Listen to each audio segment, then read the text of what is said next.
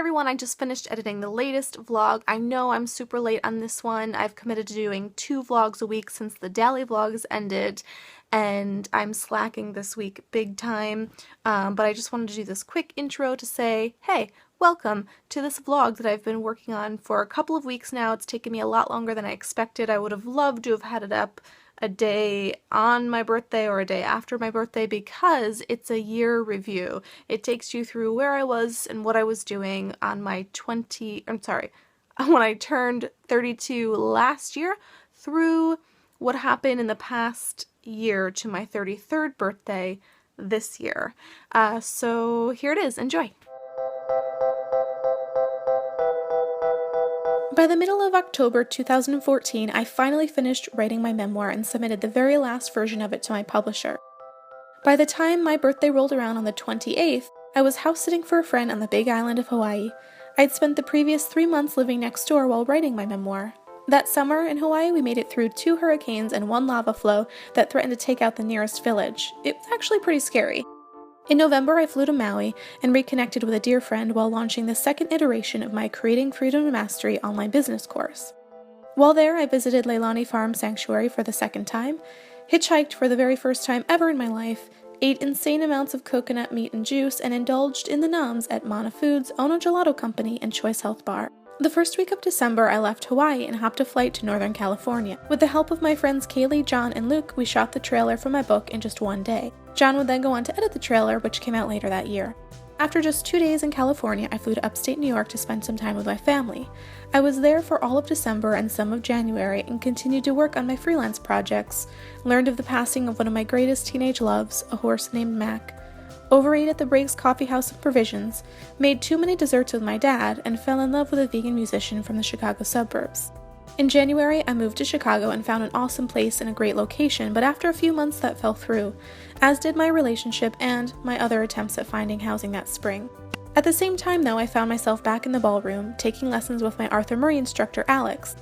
That winter, I met Isa Moskowitz, found new vegan donuts, did not have a Valentine, got back into making my morning lemon mint tea, and traveled to San Francisco to be a judge at the Vegan Iron Chef event.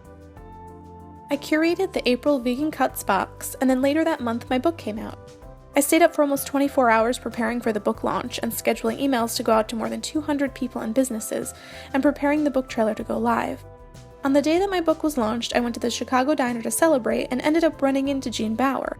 On launch day, the book reached number 1 on Amazon for solo travel books and number 14 in all US-based travel books. By the close of the first week, Amazon ran out of their copies of the book and the publisher had to go into its second printing.